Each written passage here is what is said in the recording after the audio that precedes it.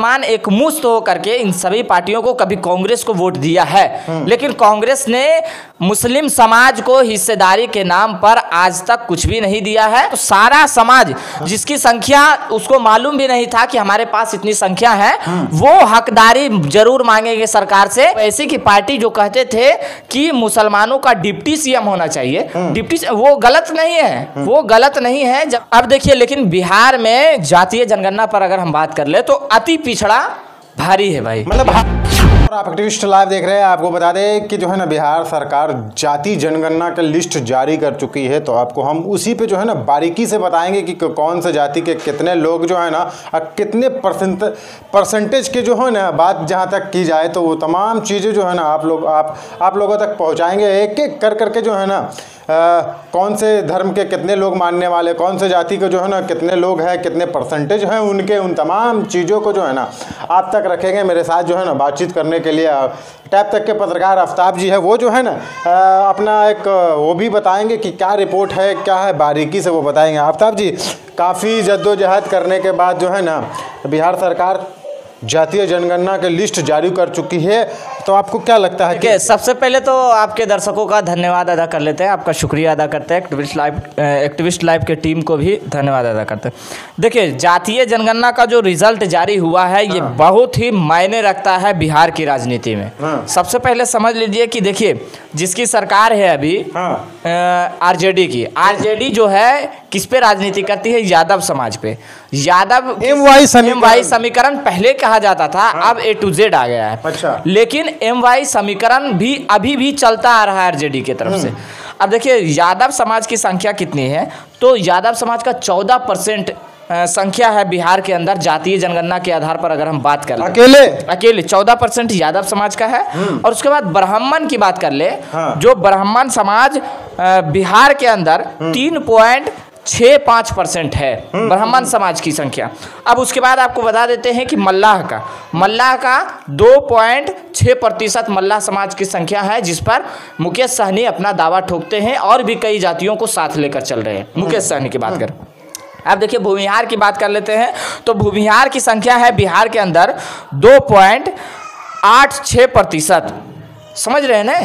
तो भूमिहार की संख्या मतलब ये हिंदू धर्म के जो जातियों में है। हाँ, अब देखिए, नौनिया समाज की अगर हम बात कर ले तो 1.9% नौनिया समाज का संख्या आंकड़ा निकल कर सामने आया।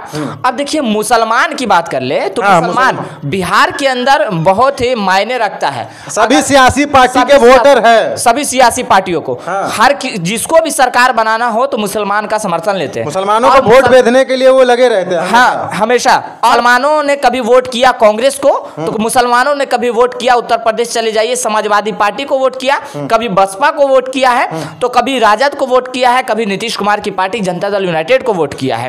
तो देखिए, मुसलमानों का साथ सबको ही चाहते हैं, लेकिन मुसलमानों की संख्या के बारे में अगर हम आपको बता दें तो 17.70% है। मतलब यादवों से भी ज्यादा संख्या, यादव समाज से भी ज्यादा संख्या है। जो एमवाई समीकरण बिहार के अंदर बना था, तो उससे भी ज्यादा संख्या मुसलमानों की संख्या है। लेकिन अब बात समझ में आ रही है लोगों की कि ओवैसी के नेता जो कहते थे, ओवैसी की पार्टी जो कहते थे कि मुसलमानों का डिप्टी सीएम होना चाहिए, डिप्टी, वो गलत नहीं है, वो गलत नहीं है। जब यादव समाज का एक अपने समाज को लेकर मुख्यमंत्री तक पहुंच सकते हैं, तो मुसलमान समाज डिप्टी सीएम क्यों नहीं बन सकता है? तो मुसलमानों में भी तो पासमानदा है, समझ रहे हैं ना, उसमें भी तो कैटेगरी वाइज है। तो पासमानदा है, ठीक है, लेकिन मुसलमानों ने वोट किसको दिया?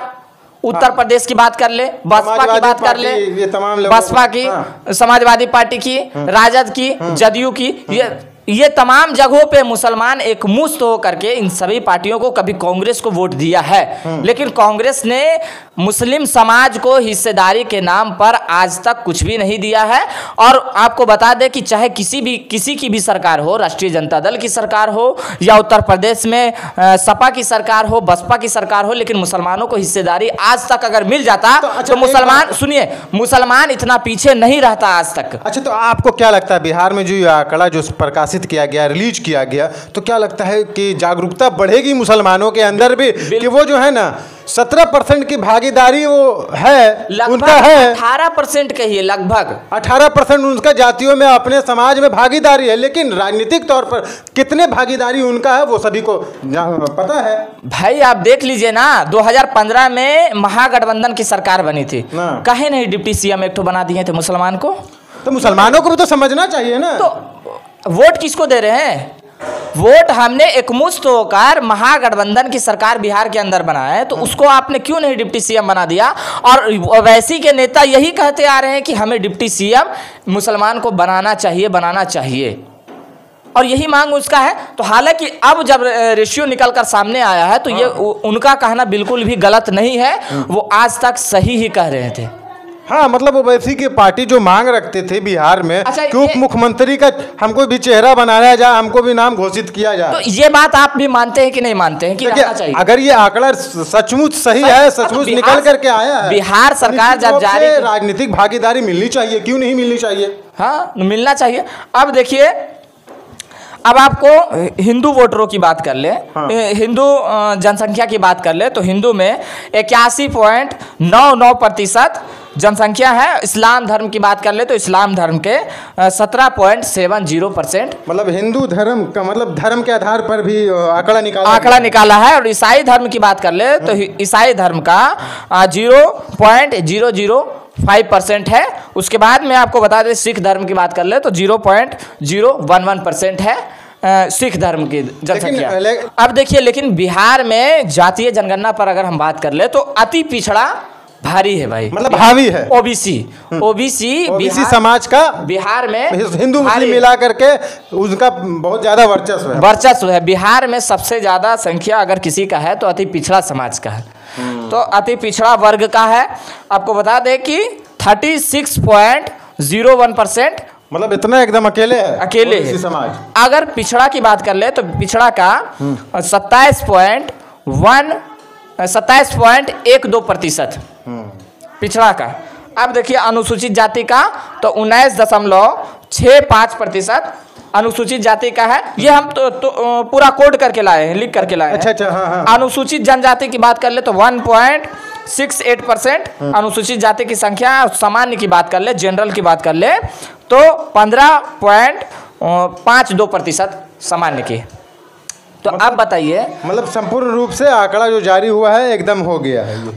अब इसका असर देखिए, 2024 के चुनाव में बहुत ही ज़्यादा पड़ने वाला इसका असर, क्योंकि अब ओबीसी की संख्या सबसे ज़्यादा बिहार में है। तो समझिए कि ओबीसी की राजनीति करने वाले महागठबंधन, आरजेडी, जेडीयू, ये सब जो है कि ओबीसी की राजनीति करते हैं। मतलब 24 चुनाव में ये हावी रहेगा, जातीय जनगणना हावी रहेगा।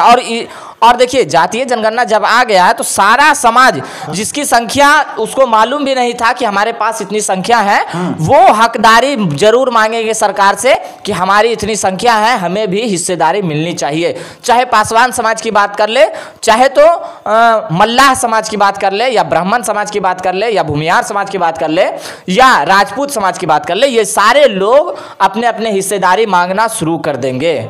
अच्छा, मुस्लिम समाज में थोड़ा सा एक टिप्पणी चाहूँगा कि कौन कौन सी जातियाँ जो है ना मुस्लिम समाज में किस पायदान पर है, कितनी जनसंख्या के रूप में है। चूँकि मुसलमानों का भी जो है ना वोट कहीं ना कहीं सभी सियासी पार्टी जो है ना देखती है अपने तरफ रुझाने में। देखिए, मुस्लिम समाज की अगर हम बात कर ले तो मुस्लिम समाज में सबसे ज़्यादा जनसंख्या शेख बिरादरी का है।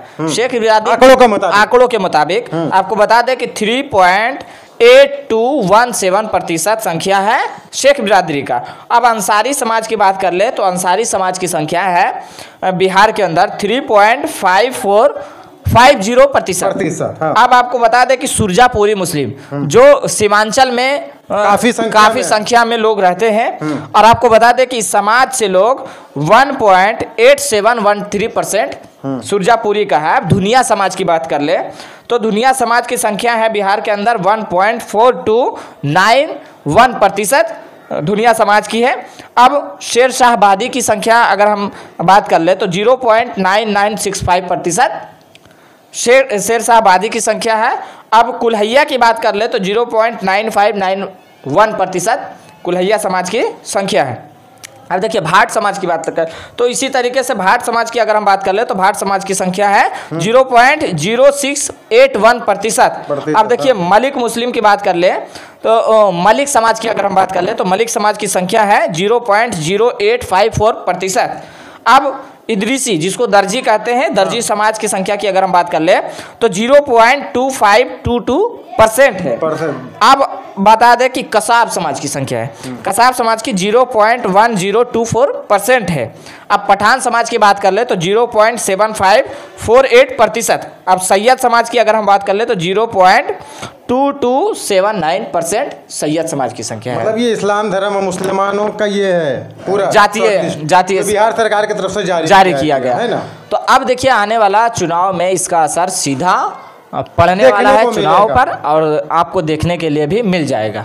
चलिए, तो ये थे आफ्ताब जी, देखा आपने कि ये जो है ना धर्म के आधार पर, जातियों के आधार पर जो है ना वो तमाम चीज़ें जो है ना, तमाम जनगणना के जो रिपोर्ट आए हैं उन तमाम चीज़ों को इन्होंने बताया है, बहुत बारीकी से बताया है। और 2024 चुनाव में, आने वाले चुनाव में क्या प्रभाव पड़ेगा ये जातीय जनगणना का, उन तमाम चीज़ों को जो है ना आप कैसे देखते हैं और इनकी बातों से आप क्या समझते हैं, आप अपनी प्रतिक्रिया कमेंट बॉक्स में ज़रूर दीजिएगा। मिलते हैं कहीं दूसरी जगह पर।